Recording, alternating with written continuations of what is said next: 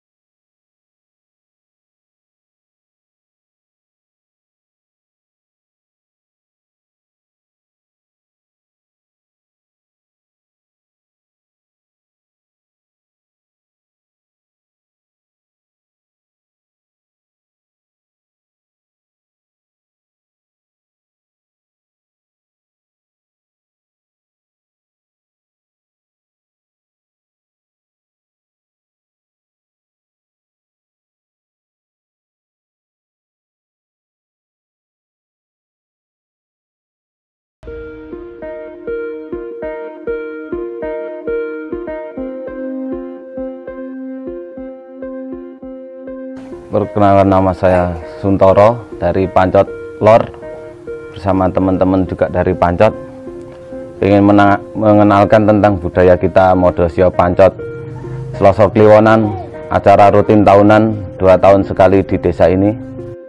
Jadi mengenalkan acara Modosio di Pancot ini, pertama ya tari reog, kirap reog dari ujung desa paling pintu masuk desa sampai pendopo punden Pancot. Kemudian dilanjutkan dengan acara kirap ayam atau yang orang sini menyebutnya badekan, dan buangan sengkolo carane wong Jawa, buang banyu tape di dalam punden Pancot. Terus acara penutup rebutan ayam di pendopo Pancot. Jadi kendala selama upacara adat akhir-akhir ini karena sedang masa pandemi kurang ramai, jadi nanti bisa menyesuaikan cuma untuk tamu-tamu lokal biasanya yang datang dari luar kota. Karena ini pandemi, yang datang cuma lokal-lokal dan tidak bisa menghadirkan tamu undangan dari luar-luar daerah. Harapan kami sebagai selaku pelaku budaya di Desa Pancot, semoga upacara Modosio ini lebih diperhatikan lagi oleh pemerintah, dan para penari-penari reog bisa lagi tidak lagi dianaktirikan di Karanganyar khususnya. Semoga ada bantuan-bantuan khusus dari pemerintah untuk membantu upacara adat dan penari-penari reog di Desa Pancot ini khususnya.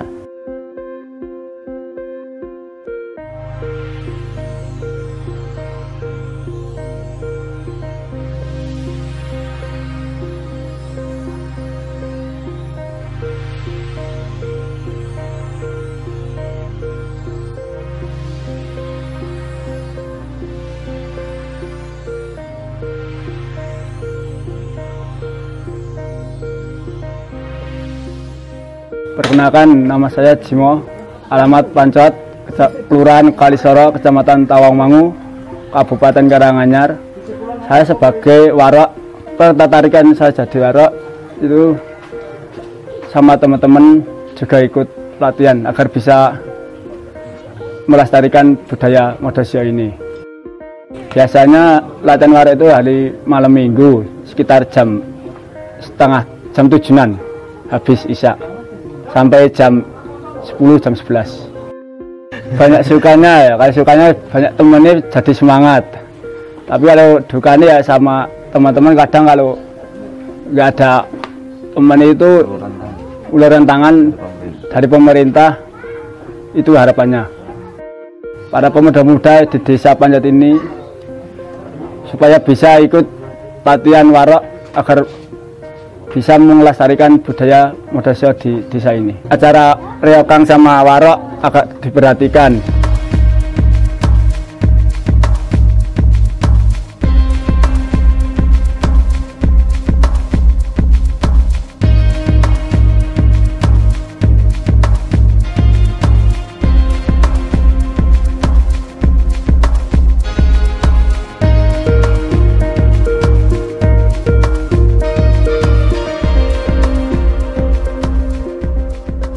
Perkenalkan, nama saya Kademen. Saya dari Pancot Lor, rombongan dari Singogilang. Saya sebagai pembarong. Tujuan saya sebagai pembarong itu saya ikut reok ini sudah hampir 20 tahun. Dan saya untuk teman-teman saya itu biar bisa mengikuti acara Modosio dan mengikuti latihan setiap malam minggu itu biar ada regenerasi buat pembarong sama lain-lainnya, penabuh, warok itu biar ada penerusnya semua. Dan bagi saya sebagai pembarong, saya suka saya lihat dari Ponorogo itu, saya minat sekali. Saya dulu itu niat saya ikut reok itu pertama sebagai bujangganong, terus pengen ngangkat latihan, ngangkat dadak merak itu ya sudah bisa. Saya sangat suka sekali sama reok ini. Untuk saya pribadi itu dan teman-teman biar suka mengikuti reokan ini itu yang muda-muda biar bisa penerusnya pembarong itu ada yang muda-muda. Kalau yang udah agak tua nanti kan udah tenaganya udah menurun.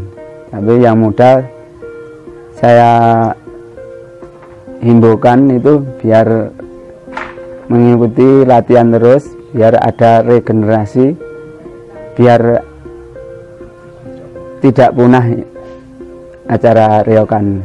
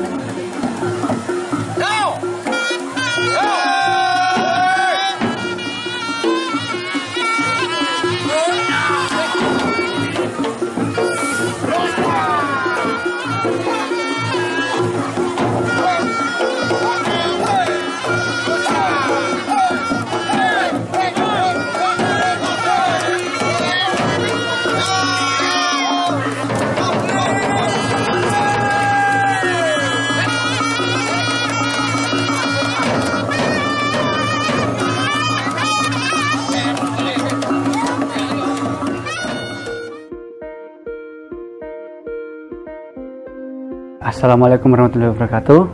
Perkenalkan, nama saya Dimas Solihin. Saya dari Pancot, RT 2 RW 8, Kelurahan Kalisoro, Kecamatan Tawangmangu, Kabupaten Karanganyar. Di sini saya ingin menceritakan tentang Modosio.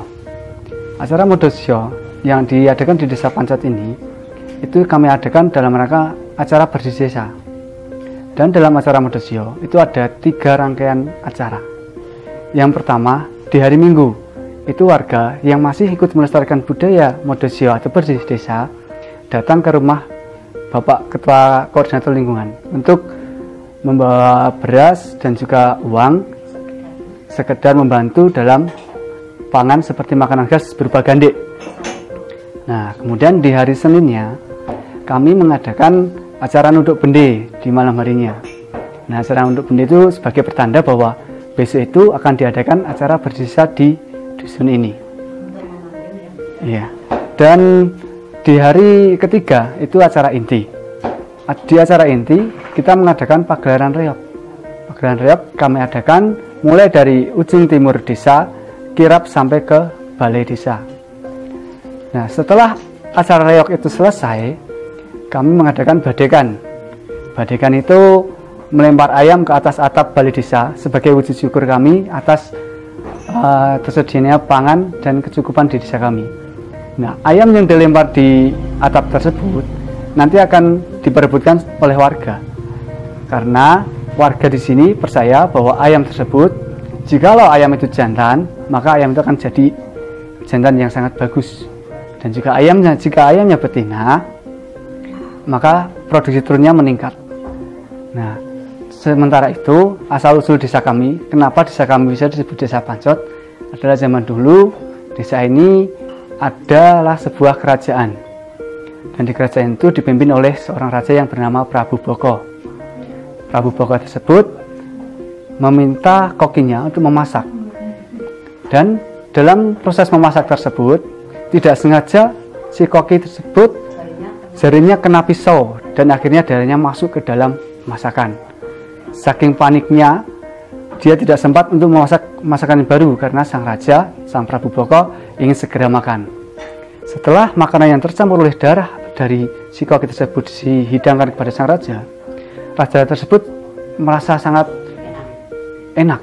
Dia bilang, "Wah, kok dengaran masakanmu enak banget. Aku gawenya sing kaya ngene meneh." Nah, Indonesianya, "Wah, tumben masakanmu enak sekali. Bikinkan aku seperti ini lagi." Dan akhirnya timbullah dari situ Prabu Boko meminta warganya untuk setiap wuku Modosio menyediakan tumbal sebagai pengganti darah dalam hidangannya. Dan tiba akhirnya pada giliran Mbok Rondo. Mbok Rondo mendapat giliran untuk menyediakan tumbal kepada Prabu Boko. Namun Mbok Rondo merasa tidak rela karena dia cuma punya 1 anak. Dia berdoa kepada Yang Maha Kuasa, dan akhirnya muncullah seorang Raden Tetuko. Raden Tetuko mendengar tangisan Mbok Rondo. Dihampirinya Mbok Rondo lalu ditanya, "Mbok, ngopo kok nangis wae?" "Anu Den, niki kula kejatah nyediakne tumbal kagem Prabu Boko. Giliran kula, lah niki kula namung gadah putra setunggal, kula mboten lila yen putra kula dados ketumbal. Nah, dari situlah si Prabu Boko bilang, ya wis mbok, engko tak ijolane anakmu. Aku gen dadi pangane Prabu Boko. Dan setelah itu Raden Tetuko menjadi tumbal sang Prabu Boko. Ketika menjadi tumbal, sang Prabu Boko merasa kesulitan dalam memakannya. Prabu Boko menelan utuh-utuh si Raden Tetuko, namun tidak bisa hancur. Akhirnya Raden Tetuko keluar lagi dari mulut Prabu Boko dan terjadilah pertempuran. Pertempuran tersebut terjadi di sini dan desa kami yang dulunya sebuah kerajaan menjadi sebagai pancatan di dalam pertempuran tersebut. Maka dari itu desa ini disebut Desa Pancot dari kata pancatan. Dalam acara Modosio, pagelaran seni reog, baik dari proses pembuatan gandik sampai acara inti, yaitu badekan tadi, dan pagelaran reog, kami mendapat bantuan atau sumbangsih dana dari warga dan juga pemerintah sekitar. Warga membantu dengan sukarela untuk menyediakan alat-alat dan juga bahan dalam memasak gandik.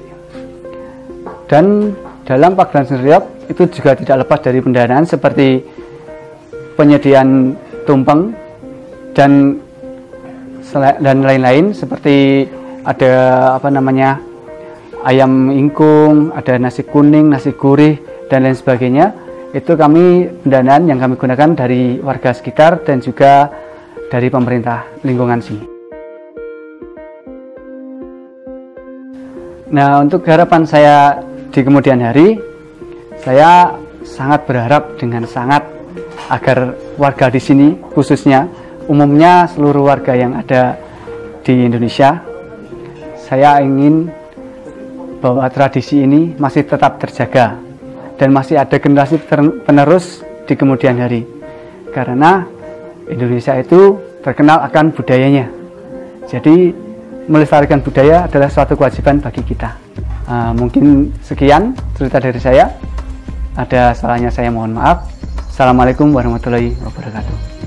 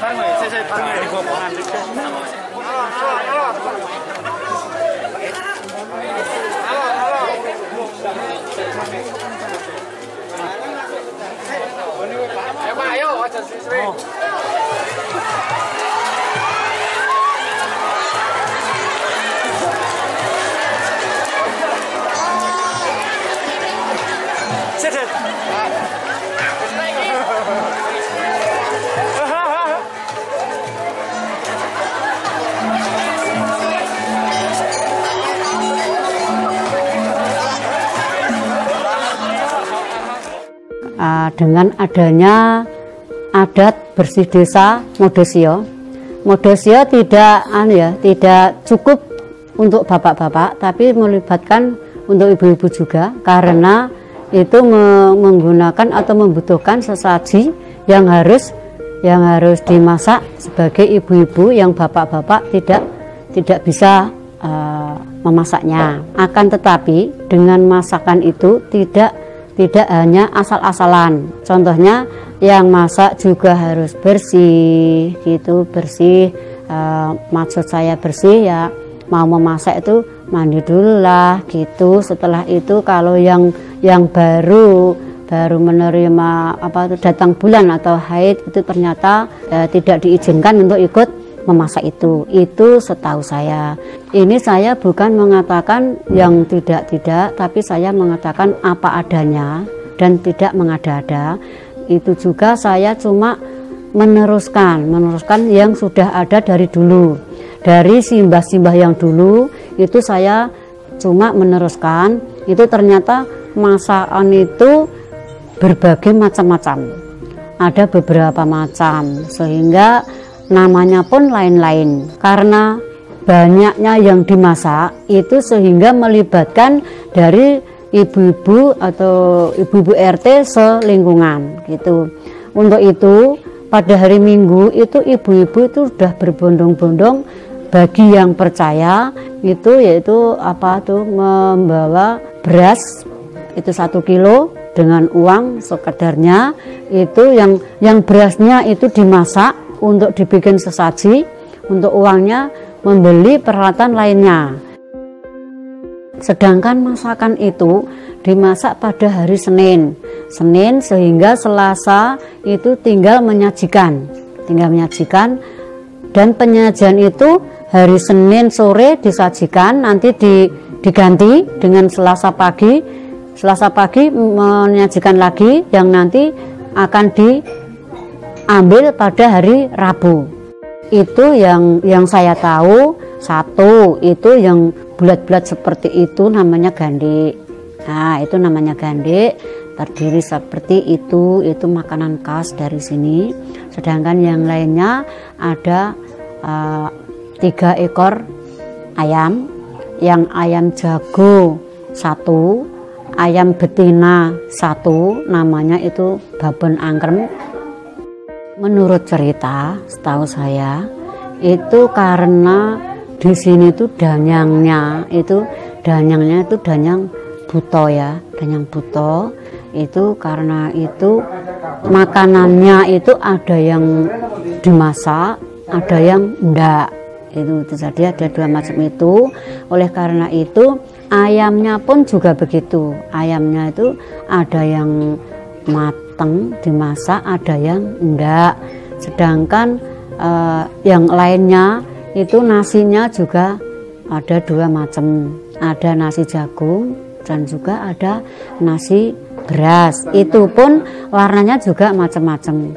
Gandek juga macam-macam, ada warna 7, ada yang merah, ada yang kuning, ada yang putih, ada yang hitam dan sebagainya, itu sampai 7 warna.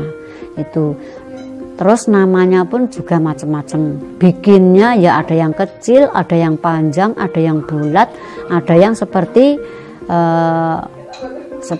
serumpun bambu gitu, namanya purpurus dapur itu. Dan selama memasak itu ibu-ibu harus tidak boleh mencicipi itu tidak boleh. Katanya kalau mencicipi itu nisani gitu, jadi harus tulus dari situ. Tapi kalau sudah selesai seperti ini, sudah hari seperti ini, boleh saja semuanya dimakan boleh. Adapun air itu air tape itu pembikinan tape itu kalau modusnya itu kan hari Selasa itu pembikinan tape 1 minggu sebelumnya harus sudah dibikin. Sedangkan itu meskipun 1 minggu sudah dibikin, tapi hanya untuk diambil airnya saja.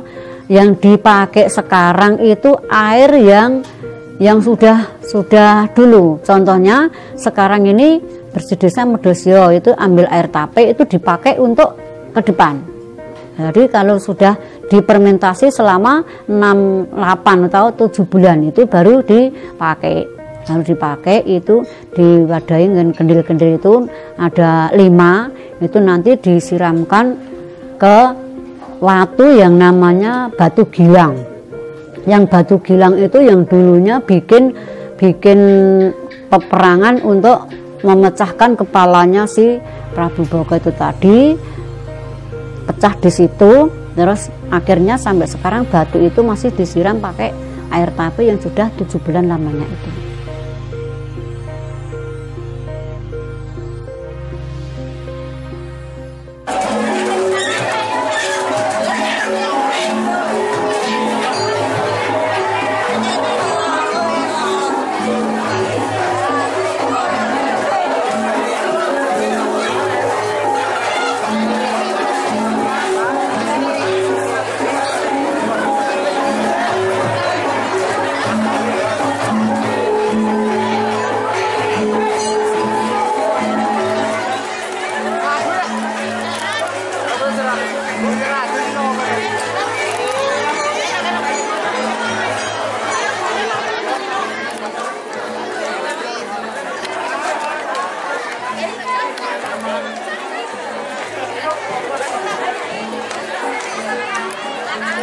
Bismillahirrahmanirrahim. Cerita asal usul Madasya. Gatotkaca perang kalih Bathara Kala menika. Sasampun keperang menika wau Prabu Boko menika wau naminipun Prabu Boko. Prabu Boko perang utawi pertengkaran kalian Gatotkaca. Dados menika ngaten. Gatotkaca tengkaran kalih Prabu Kala. Menika wau Prabu Kala dipun misahaken musuhaken kalih Gatotkaca. Dados menika Gatotkaca mimpang utawi menika wau Prabu Boko menika kawon kalih Gatotkaca. Dados menika asal usul Prabu Boko menika kalah kali Gatotkaca menika wau rambutipun dados grinting, siungipun dados bawang. Ya menika wau wuntunipun wajanipun ingkang sanes, siungipun nika dados brambang. Dados brambang menika mau dipun tandur wonten ing watu. Nggih menika wau watunipun tasih menika wonten punden Pancot menika wau. Menika wau polonipun menika wau saged ambyar dados gamping, mencerat dados gamping wonten ing Gunung Gamping. Mangkatan menika wau sasampun menika wau sasampun kaleksanan sampun Prabu Boko sampun boten wonten saged aman dipun peringati nggih menika diwetoni wuku Madasya dintenipun Selasa Kliwon. Menika wau dados wonten dipun Selasa Kliwon tiap dipun dinten Selasa Kliwon wukunipun Madasya nggih menika wau diperingati nggih menika wau tasakuran. Kap semanten atur kula. Wassalamualaikum warahmatullahi wabarakatuh.